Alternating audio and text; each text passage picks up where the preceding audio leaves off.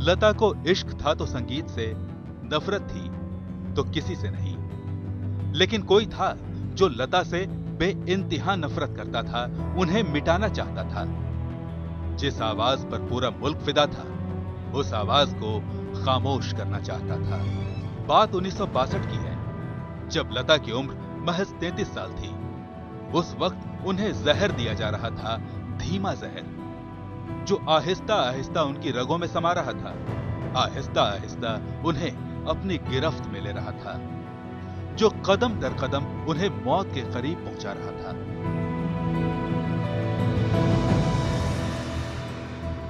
किसी को इसका पता भी नहीं चलता, लेकिन एक दिन अचानक कुछ ऐसा हुआ जिसने पहले लता मंगेशकर को, फिर उनके पूरे परिवार को और फिर पूरे मुल्क को सकते में डाल दिया।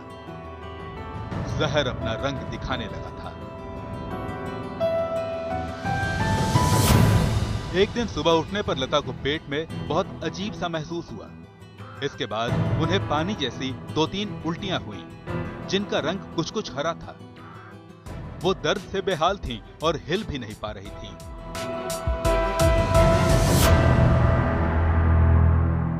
तो फिर एक दिन जब उनको बहुत पेट में मरोड़ पड़े और दर्द हुई और बुरी हालत हो गई और ऐसे गुच्छू मुच्छू होके वो बैठ गई, उस वक्त फिर पता चला इस तरह कुछ हुआ। लता की यह हालत देख रिश्तेदारों और दोस्तों के होश उड़ गए।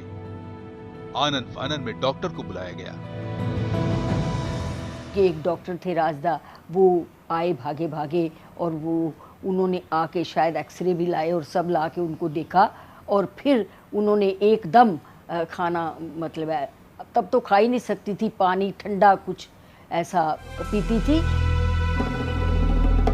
लता की खबर से पूरा देश सन्नाटे में था। ऐसे में सवाल उठे कि आखिर वो कौन था जो लता को जहर दे रहा था। लता की मौत से किसे फायदा होता? लता को अगर जहर दिया जा रहा था तो वो कौन सा तरीका था कि किसी को पता ही नहीं चला?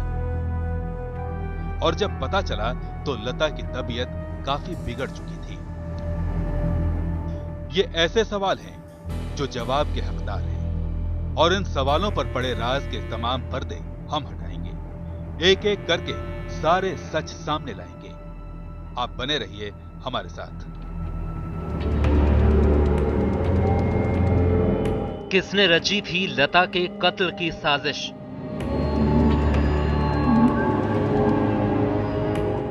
कौन करवाना चाहता था लता मंगेशकर की हत्या?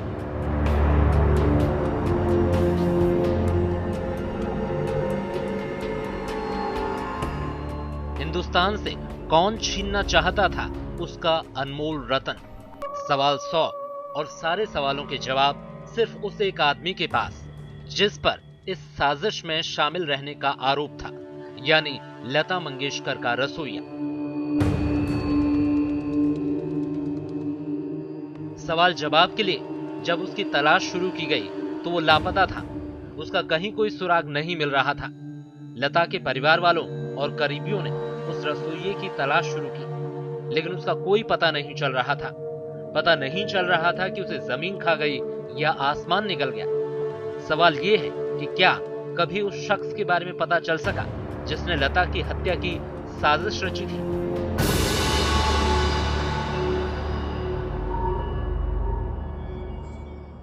पहले दिन गुजरे, फिर महीने गुजरे और फिर साल गुजर गए, लेकिन इस साजिश के सारे तार जिस रसोई से जुड़े थे उसका पता कभी नहीं चला। लता ने इस बारे में कभी किसी से कोई बात नहीं की, कभी किसी से कुछ नहीं कहा। दरअसल लता आमतौर पर ना तो कभी इस तरह की बातें किसी से करती थी, ना उन्हें किसी से इस तरह की बातें सुनना अच्छा लगता था। लता का कद इतना बड़ा था कि उनके दायरे को तोड़कर कभी किसी ने इस तरह के सवालात पूछने की हिम्मत नहीं की। लोगों ने उतना ही जाना जितना लता ने खुद बताया। कि कोई ऐसे कैसा कर सकता है। वो हिंदुस्तान की आवाज़ है, वो जन जन की आवाज़ है, बच्चों की आवाज़ है, बूढ़ों की आवाज़ है, जवान होते बच्चों की आवाज़ है, वो हर किसी की आवाज़ है। कौन इस तरह, बहुत ही कोई, मैं कहती हूँ, गिरा हुआ व्यक्ति होगा जिसने इस तरह की बात की होगी। और मेरे मन में भी ये उठता है सवाल कि दीदी को ज़रूर पता होगा, पर वो कभी बताती नहीं है। और फिर इस तरह की बात पूछने या कुरेदने का मेरा भी मन कभी नहीं हुआ। लता ने जो दर्द झेला उसकी आंच में किसी और को झुलसने नहीं दिया। जो तकलीफ मिली उसे अपने ही दामन में समेट लिया। लता को जानने वाले कहते हैं वो ऐसी ही हैं। पीक पे ही थी वो हमेशा। उस वक्त खास तौर से 62 में जब मैं गई 67 में, तो मैंने देखा है दीदी की 2-2, 3-3 रिकॉर्डिंग्स होती थी। और एक तपस्विनी, अगर उसको मैं ये कहूँ कि वो तपस्विनी है तो वो तपस्विनी है। 3-3 रिकॉर्डिंग्स होती थी, वो कुछ खाती नहीं थी। कभी एक चाय की प्याली ले ली या थोड़ा सा कुछ, जाती बार भी कुछ नहीं लेती थी। माई कहा करती थी कि लता कुछ खा के, तो माँ थी ना, तो लेकिन नहीं, दीदी एक तपस्विनी की तरह पूरी ज़िंदगी रही है ना। तो उसमें कोई फिर भी उनके साथ अगर बुरा करे तो उससे बुरा कोई नहीं हो सकता। लता पूरी दुनिया की है, पूरी दुनिया लता की है, क्योंकि लता सुर है और सुर हर सीमा से परे है, हर बंधन से ऊपर है। ये भावनाओं की वो चरम स्थिति है जिसे कोई इश्क कहता है तो कोई मोहब्बत, और किसी के लिए ये भावनाएं ही पूरी कायनात हैं।